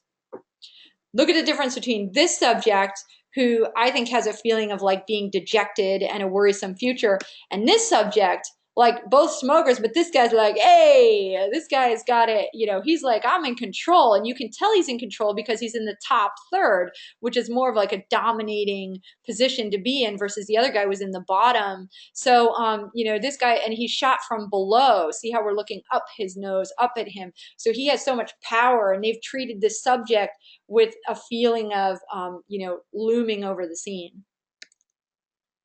Gary Hughes, our friend from Rise to the Top. This is called Table for One. C2, remember how I pointed out about having a presentation where the image is offset? See how that is offset within the mat? And that's all emphasizing this rule of thirds. And you can tell the loneliness of this man. And I just love how it's offset. I think that that was a really striking way to give him that feeling of being alone. Technique. Technique is the approach used to create the image. Printing, lighting, posing, capture, presentation media, and more are part of the technique applied to an image. So we're going to look at a lot of the examples are what posing technique, what lighting technique, what printing technique. So we're going to look at some of those. So this was a really cool technique, and this to me, I'm willing to bet that this was not shot all at once. I think this was most likely a composite where they took, you know, a grouping of family, a grouping of family, a grouping of family, and shot them at different times. But a really cool technique on display here, because how do you light a group like that when they're coming in at different times? So I love the technique being used. I also love the technique, if you think of it as styling as a technique, look at their color harmony throughout the image. I mean, that's really lovely. So very thoughtful. The technique of posing. How do we pose newborns? How do we put their props? How do we present them? This was presented within a square to emphasize the heart. So lovely technique. This feels like a technique because how are they lighting it? They're choosing to show tulips in a low-key way, and you don't typically think of tulips as low-key. I would think of tulips as happy and bright. So that was a cool lighting technique that they chose to give this a different kind of feel. Another technique of composition, like, you know, making these triangles, a secondary triangle here. So those are posing techniques. This is another posing technique, making a triangle, backlighting being a technique, light from the side. So all the lighting and posing that went on here. This is an interesting technique. I think of this as a print technique. This is a really cool overlay that they chose, and also interesting how they created such a strong panorama. So love that technique, and I want to learn that. That's beautiful. Storytelling. I think it's really cool that if you think of the 12 elements of merit, you've got impact as number 1 and you've got storytelling as number 12. So these two pieces, which are almost synonymous with each other, are bookending how the judges are perceiving your image. So storytelling refers to the image's ability to evoke imagination. One beautiful thing about art is that each viewer might collect his own message or read her own story into an image. So it doesn't matter, you want to tell the story from your heart, what story do you want to tell, but you can't control how they perceive your story. But I love that art and photography can have impact and storytelling. Let's look at that. The Last Train to Crawford. This is cool. Don't you just tell a whole story around wow, Crawford, and what did this train do in the past, and what people did this train carry, and where is it now, and where is it going? I just love the storytelling. Where'd he go? So the storytelling here, it's cute, it's funny, it doesn't have to always be deep and emotional and evocative. It can just be like, that is adorable. That can be some storytelling. And the story here is like, who are they looking for? Is it their owner? Is it another cat? Or are they looking for the fish and they just don't know to look down for it? So it's cute. I like it. The story of this couple through the years and how interesting that they're turning in and then turning towards each other. So a really beautiful story. Wow. It's called Making Amends. Look at the story. Look at, what did he do? What is this chapel telling us? He's holding his gun, he's looking down, he's got like kind of a C curve, body language, a little bit defeated. The moods of the colors. This is like a muted palette, nothing punchy. This could have started as a bright red, but it's been toned down. So love how all these pieces fit together to tell us a story and makes you want to know what that guy's been up to. Kathy Meek, my instructor from CPP course. She has this one called I'd Like to Phone a Friend, and love the story. You just want to know who these guys are and where are they and who is he calling, right? I mean, how important is that title? It's immensely important. So, a story. Ben Shirk. Oh my God, guys, I'm such a fangirl of Ben Shirk. I saw him in person and completely embarrassed myself because I was like, Ben Shirk, I love you. But his images show up in every loan competition. He's an incredible guy to follow. This title is When the Music Ends. And this will come up again later, so remember this image. But what I love is just her looking down. I mean, I really want to zoom into his images, and I wish I could, but he has so much going on here, and you want to know what happened to lead this girl to this place, and where are these circus people now, and where in America are they, and what's going on in her imagination. So he does a really great job of creating imaginative stories. Richard Sturdivant. Oh, another great storyteller. This one's called Knocking on Heaven's Door. I mean, Knocking on Heaven's Door, that is a great title for this piece. And you don't know how this battle is going to end, but you want to know, and you want to know who this guy is. So just love it. Bridezilla by Ben Shirk. How many people have photographed a bride like this? This is awesome. I mean, he didn't just take a bride in her gown and photograph her all beautifully. He decided to tell a story. And I don't even know how he convinced these bridesmaids, hey girls, wear your dresses and we're going to pretend we're destroying a city. That's awesome storytelling. Okay, so those are the 12 elements. And now I want to shift gears, and that's what the judges are looking for. But now I want to tell you some real world examples of what experienced photographers in competition have shared with me. So these are tips I've learned from interviewing. Pause. I gotta go do the kid thing, so when you're done, just click the record button to stop recording. And do it on mine too, will you? All right, got it. Got a note from the boss. He's got to go pick up the kids, and I'm going to hit record stop at the end of this. So sorry about the interruption. Got it. So 12 tips from the top. Here we go. This tip is by Brian Idox, and he was the first speaker I ever heard talk about competition. He's a Florida photographer, I do believe, and he had this theory, which is called the sweater theory. So the sweater theory is that, let's say you have a sweater and it's got a loose string on it. And you just take that string and you're like, oh, I'm just going to let, and you just pull it and you pull it and you pull it and you pull it. And before you know it, the entire sweater is unraveled. So what that compares to is that's where if you have an image that has one thing wrong with it and the judges spy that one thing, then what could happen during, so how it goes is that if on the local level, this is what it might look like. The judges all put their scores in. And then if they have a discrepancy, let's say, and one judge thought the image should be very good and one judge thought the image should not be so good, then they might start discussing. And so it starts with the judge who judged high would say why he thought the image was very worthy. And the judge who judged low would come back and rebuke that and say what he thought was faltering in the image. And then they just kind of talk it out. So if the judge who says what's faltering in the image starts pulling this sweater, then the other judges might turn around and be like, ooh, I didn't actually see that. And you're right. And come to think of it. And they might just start pulling the whole image apart. So Here's an example. This is one I think I showed you guys that this is in the showcase book. So this was my first entry into IPC. And during local competition, I got this critique. One of the judges said, I don't like these marks right here. What they did like about it, and actually a lot of this was a mistake just because I was new, they said, oh, we love that this photographer chose to break the rules. And I didn't know I was breaking the rules. I just thought it looked cool. But they're like, it's like a broken doll pose. Look how her joints are all turned weird. And look how she's split lid. And we're not supposed to split light people because it's not as flattering as some other light choices. And it's lit from the left, and we enter an image from the left and we go to the right, but she's all kind of blocked up on the left. So a lot of things that they saw as great points were actually just mistakes I made. So now I could choose to do those things intentionally or not, but at the time I was just doing it because it looked cool.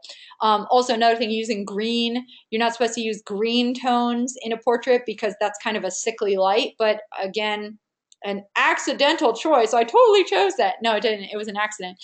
But so anyway, so they loved all those things about it. But one judge said, I don't like these footprints. And he said, I don't know what that is, but it's distracting to me. And two of the three of the judges on my local level said the photographer should go in there and she should remove them. Now, one of the three, who happened to be a judge I really admired because he was very modern and he had scores of 100. I mean, he was that impressive photographer who was like really accomplished. And he said, he defended it and he said, I like it because that artist, in a day where we could all use digital backdrops or buy backdrops, she went out into a real scene, which is true. This is like an empty warehouse. She went into a real scene and she left the imperfections. And I like that. And note that the word he used was she left the imperfections. So he saw it as an intentional choice to leave an imperfection. The other judges just saw it and said, that's an imperfection. It should be removed. Now, I sided with the guy who loved the imperfection, and I went against the tide and decided to leave those marks. But sure enough, it went to IPC, and when I got my critique back from there, they said, you should have removed these. So it is subjective. Judging is subjective. If I had a whole panel of people who, were super modern and loved the imperfections, then this image might have gone lone. But the thing is, you want to know the game you're playing. And if the game you're playing is to impress judges who have one style of judging, then you've got to play by the rules. So intentionally defying the suggestions I was given cost me, and that's okay. I still feel good. I feel integrity about this portrait, but it's not alone. So that's the choice I make. And if I had to do it again, I probably would take the advice and remove those, because now that I look at it, they do distract me. So I see what they're saying. So that is an example all of the sweater theory. Once they see that one thing, now they might see this and this and this and this, and now they're like going through and finding every little flaw because I left one glaring flaw. So the sledgehammer theory is that you want to hit the judges over the head with what you're trying to achieve here.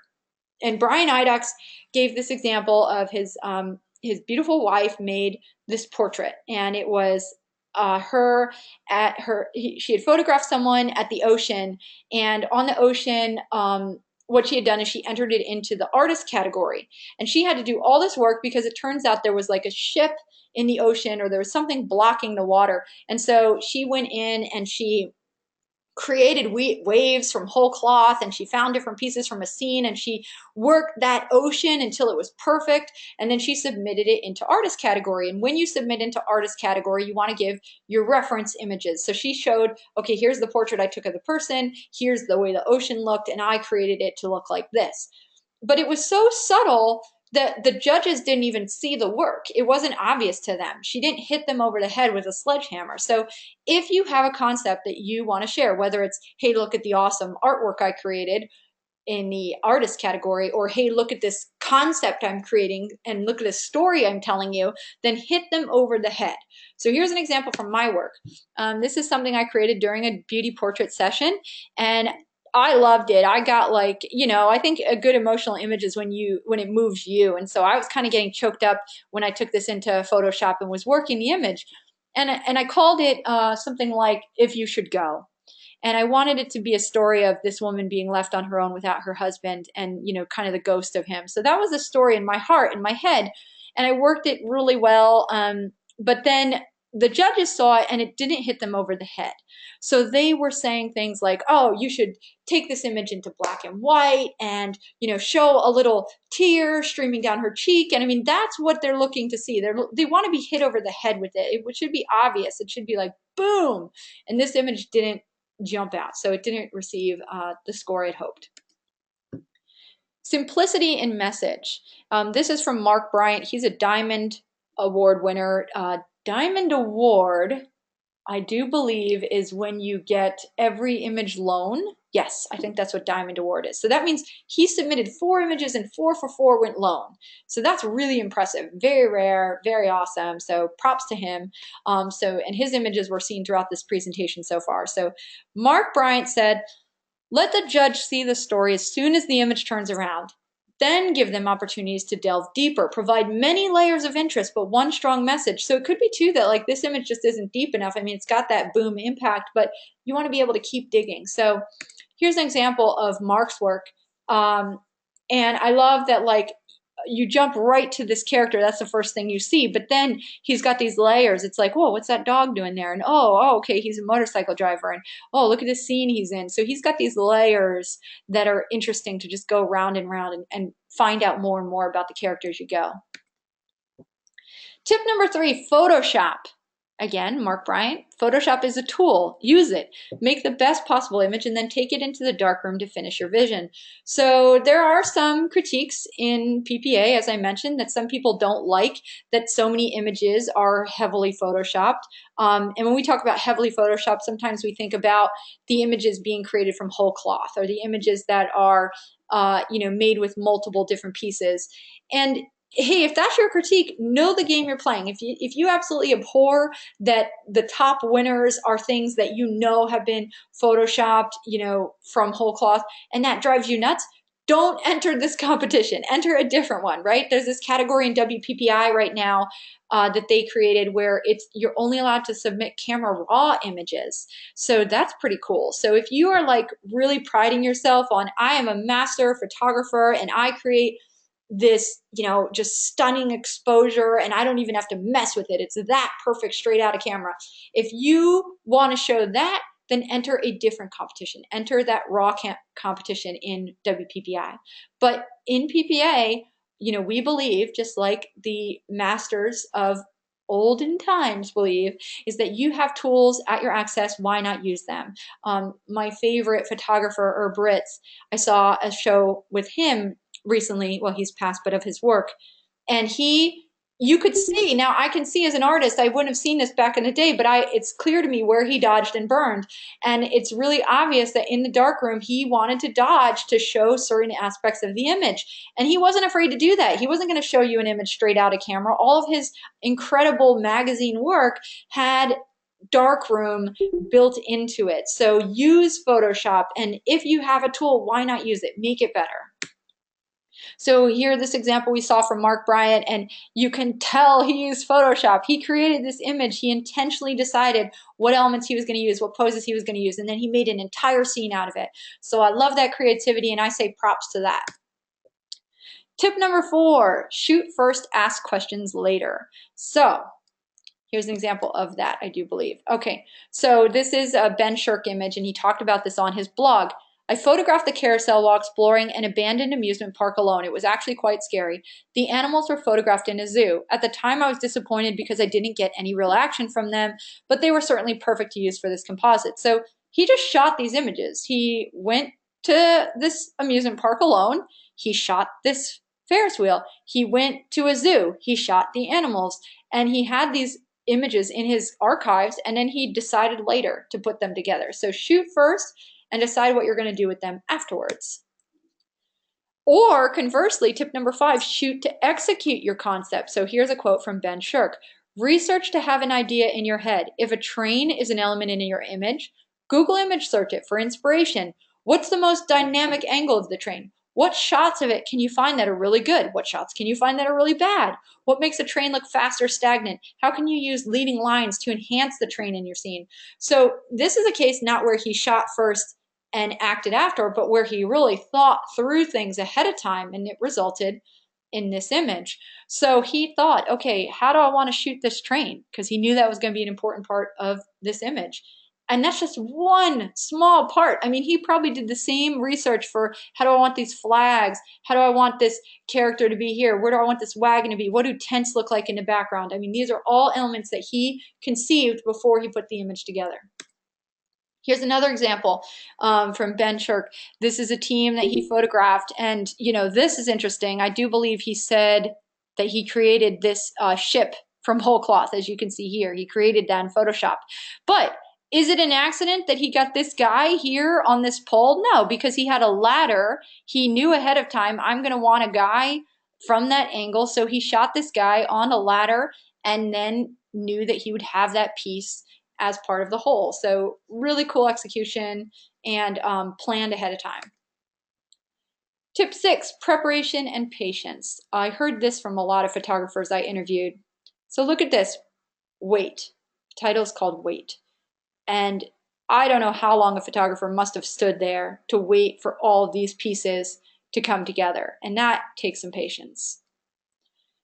This one, I don't know how to pronounce it, but Guilin Fisherman.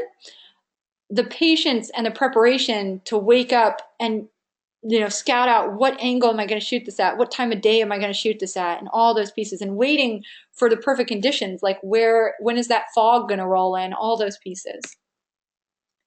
Preparation, it is not an accident that this girl showed up with pink hair in a pink field with these pink flowers and this pink dress and this pink tattoo. Those were all thought out, and they put in the preparation and they made the image work. Tip 7, winning titles. So you'll notice that of the 12 elements, there is no element that says amazing title, right? It's not a part of it, but titles can make or break your image. So I want you guys to know this, and I want you to think creatively. Even when you're done with the image, I want you to take one more bit of creativity and create an awesome title. So here are some examples. Well, first, before examples, do's and don'ts. Do, create surprise and intrigue. Stir emotion, whether it's humor, sadness, nostalgia. Create connection to a universal theme. Give inanimate objects life. So connection to a universal theme, that's an interesting one. Thinking through, like, if you're a parent, how would other parents identify with this? Don't use words that are hard to pronounce, because it'll trip up the person and it'll take away impact. Like, Champs-Élysées, let's not go French or something. Just have simple things that people can actually say. Don't be a smarty pants. Sometimes people will put things like, I don't know, math terms, science terms. Don't get all super creative, because you can't tell who's going to be in your audience and how they're going to respond. You want it to be more universal. And don't use trite or overly used expressions unless you want to for effect. So we're going to see an example of that. Like sometimes you just don't want to be so pat. Be a little bit more creative. So here's an example of this could be seen as a trite expression. 2 for the road. So just think of that. 2 for the road. What images pop in your head? 2 for the road. Did you think of those dogs? No, of course not. So that would be a fun little surprise when they say the title first and then they turn the image around and these little pups come out. 2 for the road. Just what a cool impact. The Sun's Dancer. This one, I'm just going to give a little caution on. Apostrophes can be hard, and also things, I think it's called homophones, where 2 words sound the same but are different. That can be hard because it's being read, it's not being written. So just think that through, but I still think this one is very effective, and that's what I'm about to show you. So The Sun's Dancer. Did you think we were going to see a sunflower? I didn't, so I think that's really cool. Hibiscus. I did not expect to see a ballerina, and I just think that's so much more beautiful because now I'm associating it with a flower, and I can see this woman as a flower. She deserved better. Interesting. And keeping in mind, again, this is the artist category down here. That's what that symbol means. So this was not even showcasing this photographer's skill. This is showcasing her skills as a retoucher and as a preserver. And yet she still took the time to give it an interesting title. So be thoughtful in all things. Open invitation. Another flower, but a really cool title that draws me in. Family of 5. I did not expect to see trees for a family of 5. That's a cool surprise and makes it all that much more impactful because now I can think of these objects as people and the story they have. Monkey see, monkey do. Good stuff, right? I mean, I love this. This has got some cool humor to it, and the title enhances that. She loved her roses. He loved her. Man, when I saw this the first time, I like straight up started crying. I just love it. And the title is gorgeous. Tip number 8, saleable versus salonable. So the term salon comes from the old world style salons where the masters would get together and display their work. So sometimes competition is called salon. And we have a saying in our competition where we say, is that saleable or is that salonable? So let's look at some examples. So this is a really saleable image. This is my portrait. It's a beauty portrait of a couple, and I have it on the wall in my studio, and this is such a requested shot. Everyone who sees this is like, oh, let's do a shot like that. And anytime I shoot this pose with a couple, they buy this portrait, and many times they buy it as a wall portrait. So this is a great saleable shot. Now, as saleable as this is, as much as this pose in this light has made me money, would I put this into competition? No, I would not. Why would I not put this into competition? Well, it's not perfect. There's a lot of problems to it. The light pattern on her face, it's got a little bit of a pattern, but it's not super defined. I think that they might not like how he's kind of slumping. So, there's some things that are a little imperfect about this, but does that mean the client doesn't love it? No, of course, the client loves this portrait. In fact, I think they have it as 55 inches, but I wouldn't enter that into competition. So don't be confused with the two. So here's an example of something I would enter into competition. Now, this was created during a senior portrait shoot. The mom is very artsy, so bravo to her. She actually did buy this as wall art, but I don't expect my client to buy this as wall art. This is something I created at the end of the session for me personally. And actually, when I entered it into competition, I even made some modifications that I wouldn't for the client, but I did for myself. She's a very slight girl, so I kind of gave her a bit more curves, and I did that for competition. So, and if you guys saw this hair in reality, it's insane. Like, look at the size of her face versus the size of her hair. Like, we made her hair go nuts. And so most people might not adore that as an image for their high school senior, but a judge might adore that as an image for salon. So, or for competition. So don't be surprised if you see this coming up in my IPC submissions. This is from Ben Shirk. This was on his blog. So this is actually something where he created a concept for the client. It was printed as a 60-inch canvas. Her mother seen my work and wanted an ethereal art piece to display in her home. So this was something where the client requested it first. So another reason why show your clients your art. Don't be afraid to show it to them. Don't expect that it's going to be something everyone falls in love with, but you might get a client who's like, I want that. And if you have that in your arsenal, you can create something spectacular like this for them. Tip number 9, break the rules, but know the rules first. So sometimes you get lucky like I did with that showcase image and you'll break the rules and you don't even know what the rules are. But it's best to know the rules and then break them with intention. And we already talked about this one. Tip number 10, flip it. Super cool tip. You're going to want to do this with all your competition images and maybe even your saleable images as well. So here's me with a super cute haircut. I might go back to this someday. So those of you who are really perceptive can probably tell this, but look at this image quick and tell me where is the lightest part on this image. It's kind of hard to say, but let's flip it upside down. Okay, now where is the lightest part on the image? See how you can see it so much better? Because what happens is you're confusing your eye, and your eye can't really, you're not looking at my expression so much as you're looking at where the light is. So I can see that clearly this is the lightest part of an image, and I don't want the light to be on my clavicle, my chest. I want the light to be on my face. So here's that image one more time, the correct way, and now corrected. So see what I did? I brought down the light on my chest.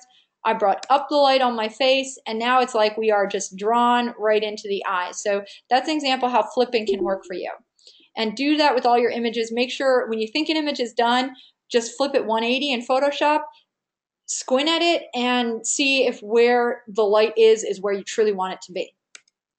Here's another example of flipping it. So this one we saw before, this image called Timeless Beauty. Now let's try flipping this one.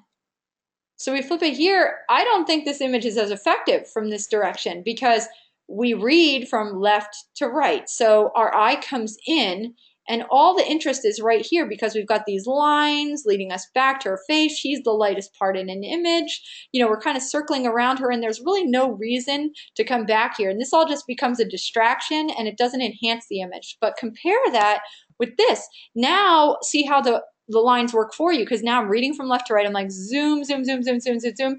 And then I come in and back and in and back. And I'm just like, now I can enjoy this because these lines led me in and now they have purpose. Whereas here, they don't, they're just distracting elements. So flipping is going to be your friend. Tip 11, select subjects with care. Leave the family at home. So I showed you guys that first image ever that I took of my daughter. Now, judges are trained to be sensitive, but we're all human, so you never know what might happen. And sometimes I've been to competitions where a judge will say, is that a man or is that a woman? And if you're submitting a picture of your wife and she's sitting beside you and the judge is saying that, you're going to be mortified. So, you know, leave the family at home. Don't enter your family images into competition. Shoot for competition because, you know, you don't want your feelings to be hurt and you want to forever enjoy those beautiful portraits you've taken of your family and not hear a judge's head in your head. You want to enjoy what you've created. So shoot for unique people this way. You know, we talked about this image. So, you know, love my daughter to death. And they were like, no, she looks bored. I'm like, no, she doesn't. She looks adorable. So just don't submit that.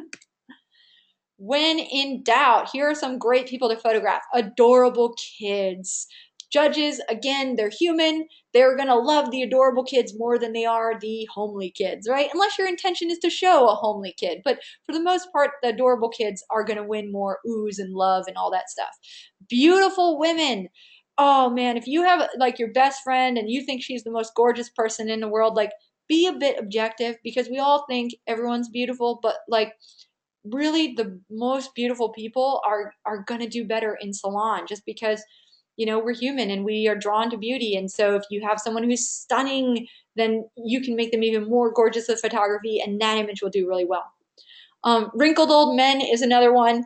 Wrinkled old men and wrinkled old women, they are just so intriguing and you'll see a ton of them in competition and they do really well because it's just like our human nature to be like, what is their story? And we're really captivated by that. So those are great subjects to photograph.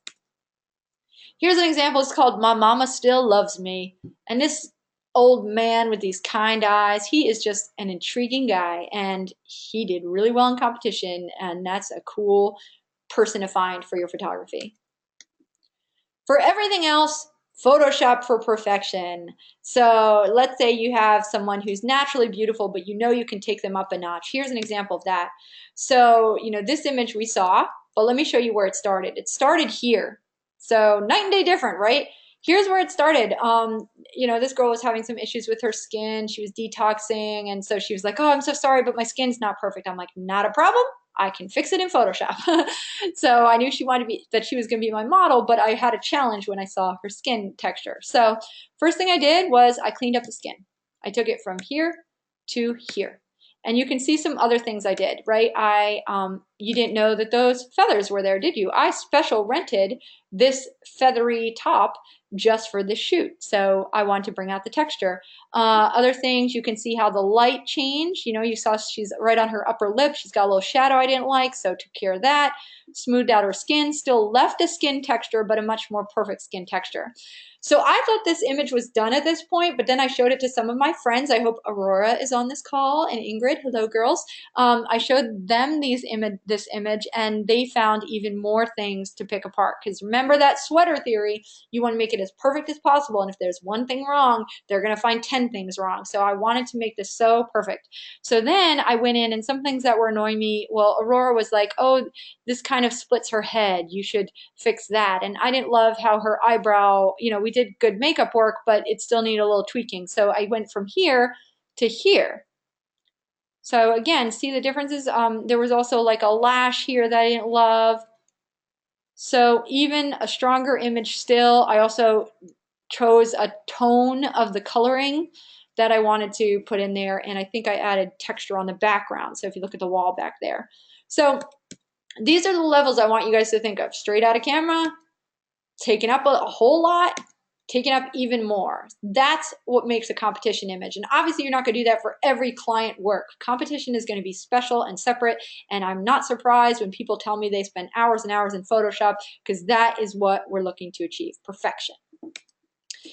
Tip 12, it's a game, guys. It is a game. Like, this is not the mark of who you are as a person or an artist if you don't do well in this particular competition. Every competition has its own flavor. Sometimes I see some really beautiful flat light images, and I love flat light, and I see them and I'm like, oh my God, that image speaks to my heart.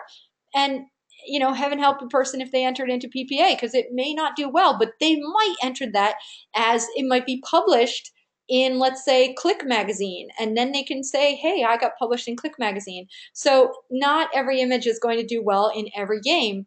You know, you might have a stunning straight out of camera shot, and it might be dwarfed by, you know, let's say you enter it into PPA and Ben Shirk's image gets 100 and he's spent countless image hours in Photoshop and you've spent none. That doesn't mean that his image is better than yours necessarily. It means that he's playing his game and you're playing your game. And I just want you guys to know that there's different fields you might want to play on. You know, don't go and know the rules of soccer and then try to play it at a baseball diamond. It's not going to work. So I'm teaching you what's going to work for PPA, and I do hope you'll compete, because I think every different genre has its merits, but this is how we are being judged from this genre. Know the rules, have fun, play to win, and know that you are trying to beat your personal best. If every year you can do something better, then you are succeeding. And it's not about beating other people or who has the most shiny merits. It's about how well are you doing and how well are you succeeding. And there you have it. So I hope to see you guys at IPC. And it is now 12:48. Oh, it did run close to 2 hours. I'm going to close this off, and then I'm going to open this up and hear about questions. So give me just a second while I get to there. Okay. All right, boom. I think you guys are back to seeing my face now. Tell me if you are not. Ha! I saw Gary's in here. Gary, did you like I talked about your image? So I now have my chat window open, and I would love to hear any questions that you guys have or anything you need clarified at all. Tell me what you got. Oh, and I'll also unmute you. Hold on a second, in case we have live questions. Where's my unmute all? I can't find unmute all. So I guess I'll go into the webcam for the chat window. Okay, so Christine says, thank you, Christine, helpful, thank you. Can you make our keynote available? I'd love to review the slide again. Yes, absolutely, I will. We have this recorded, so we're gonna hope to get it up somewhere, whether it's YouTube or something like that. So we'll have that available to you guys. Are you guys all feeling like confident? Do you feel like you understand now what you can do to get into IPC? Hope you are. Tamara asked, can you enter IPC and skip the other ones? Yes, absolutely. I did IPC before I even did local. I don't know why. I think that was scary because I also didn't even have the knowledge of what I was doing. So I think it's better. You guys are now prepared with this information, so that's great. Now you're informed. So I would say yes, with this information, you are now ready to roll and you can jump into IPC. I think that as you go, I would definitely encourage you to do your local because that's going to make you better for next year. But I would jump in right now. I think you've got what you need to go. Other questions?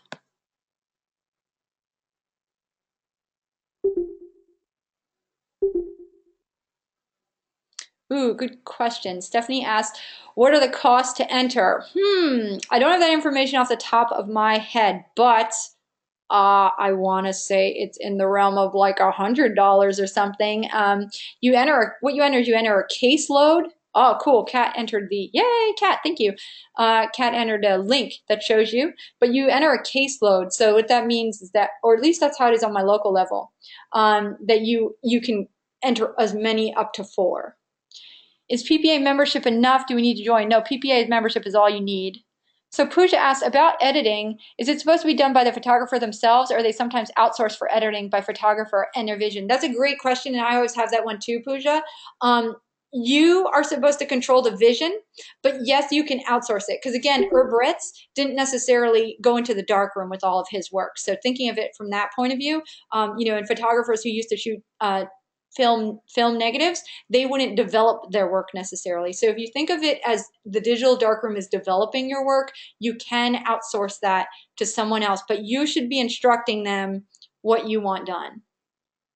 Is there any benefit to entering multiple images? Nate asks. Yes, such a benefit. You should enter 4. You should enter a full caseload because it just gives you more ability to score well. If you only have 1, you can only possibly do well on 1. If you have 4, you can possibly do well on 4. Do we need to join as a member of the local areas, national membership and local membership? Christina asks. You do not need to join your local. You do need to join PPA, I think. Someone can correct me if you're wrong. My understanding is that you need to be a PPA member to compete on IPC, but you don't need to be a local member or anything like that. Okay, hold on a second. One of these is. Dun, dun, dun. So while submitting, do you have to specify that? Do you mean, Pooja, I assume you mean, do you have to specify that you didn't work on the image? No, you don't have to specify that. But you would never enter an image into the art category that you yourself did not do the art on, because that obviously would be unethical. If you're showing that you created the art, then you would want to say, I did all the retouching on this. And it actually can be the opposite, that if you're showing an art category image that you maybe didn't create that image, like in the case of someone who had that vintage archive, they didn't create that image necessarily, but they did the work on it. Cool. Kat says $95 to enter before 6/22. Sorry, my little button is going nuts here. Let me see. Oh, okay, so Christine says some competitions do require you to compete all the elements. At Sodafish, you couldn't drop in a sky that you didn't create. Yeah, so check your rules. Good call. Which do you enter digitally? Which do you enter as print? Stephanie, I enter all my images digitally because A, I'm a slacker and I tend to wait till the last minute, and therefore I don't have enough time to get it printed. And B, honestly, I'm afraid because printing is an art in itself, and a lot of people, they'll actually go to specific master printers for their work, and I do believe Jonathan Penny is one of those. He is considered a master printer for image competition, because you really want to know, how does the paper type affect what you're printing, how does the mat affect what you're printing, all these things. So printing, I think, is more complicated. The benefits of printing are many. Like if you print your image, then it's going to come back and you're going to have a physical print that you can display in your studio, and that's really cool. Also, when you go to imaging, they have the physical printed images on display, and that's really cool because you can walk up and see your image on display and the whole world can see it. The last I knew, they had images digitally were all on a screen and they were rotating. So if you think of, like, here's 4 images that are printed and they're on display hanging versus here's 4 images in rotation, you're going to get a little bit more play time if you have a print image. So there's some perks definitely to the printing, and it's also just a cool challenge to challenge yourself. Can I discover, let me take it to the next level and discover how I can print really beautifully. So I think it's worth it. I personally don't do it, so I just do all digital. Is there Pooja says, is there a site which has a list of competitions or just needs to be Googled? Yeah, I would just Google it, Pooja. And as I was suggesting to Nate in the beginning, I would start in Rise to the Top and ask people, hey, I live in this state. What do you guys know? What's around me? Where should I be? I would definitely recommend people get plugged into local, because once you're plugged in on local, they will inform you of the state and the other things you might want to be a part of. So I think those connections and networking are really valuable. I'm president, or was past president, of my guild, and it's just really valuable to be a part of a guild. So I advise that. But other than that, Google's your friend. All right, any other questions? Got about 5 minutes. Thank you, Stephanie. Stephanie says it's awesome. Thank you. Good deal. All right. Well, I'm going to give you guys another minute to ask any questions. And if I don't hear any other questions, then we'll close this off. And thank you guys. Thank you for being here. Thanks if you woke up early or if you took time off on your Saturday. I really appreciate you being here. And I hope it was very valuable and hope to have more of these. Oh, here's another question. Can you talk more on frames? Do they always want them in a digital matte? Asked Christine. So yes, that's called the matted presentation. And do they always want them in digital matte? Yes. You will very rare. I shouldn't say always. You'll see that most of them have digital mattes. You'll very rarely see an image that doesn't have a matte on image competition. But you will see it, let's say, at different kinds of competition, like WPPI, their matted presentation is different. So I would recommend it, and I think that you'll find, especially if you look at that marathon resource where they show the lone images, just scroll through and look at the way people are presenting their images, because it really does enhance the image, I think. Do they give themes and then you shoot accordingly? They give categories. So when you enter your image, there's like portrait category, and within portrait, and I think for IPC it's broader, so it will just say portrait. But on local, like you might have portrait man, portrait woman, portrait child, portrait pet, things like that, portrait animal. Because yes, you can have a portrait of an animal. So, and then they'll have wedding, and then they'll have social. Because also, if you think of like, and on WPPI, they have a ton of categories because they'll have like wedding couple not on wedding day, wedding couple on wedding day, things like that. So you want to look for the specific one you're entering. They will have, like I said, categories, not exactly themes. The theme you come up with on your own, and that's just kind of your vision. And I have I have a Pinterest board of concept shoot themes that I want to create. I have a notes section on my phone where something pops into my head at like 2 in the morning. I can write down, like there's one theme that's been running through my head for literally 3 years that I haven't created yet, and I better do it soon. So, just take your own notes and come up with concepts, because concepts are going to do better, I find. Most times the concepts do better than just like a straight portrait. There are some portrait artists, like in Florida, we have amazing portrait artists, like Gregory Daniel is one of them, and his portraits are just stunning, and he is doing client work, and his client work is his competition work, and it's gorgeous. So, but in general, I do think that the ones that tell a story and have a concept behind them, I find they get more intrigue from the judges.